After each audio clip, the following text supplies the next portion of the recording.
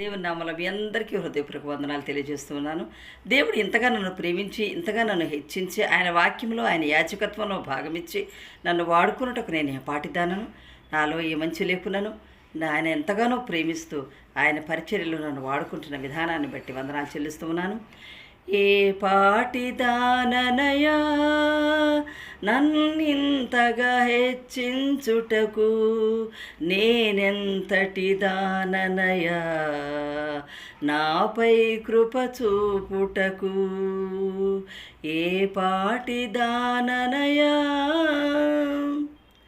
నా దోషము భరించి, నా పాపము క్షమించి, నన్ను నీలా మార్చుటకు కలువరిలో మరణించి, ప్రేమించే ప్రేమ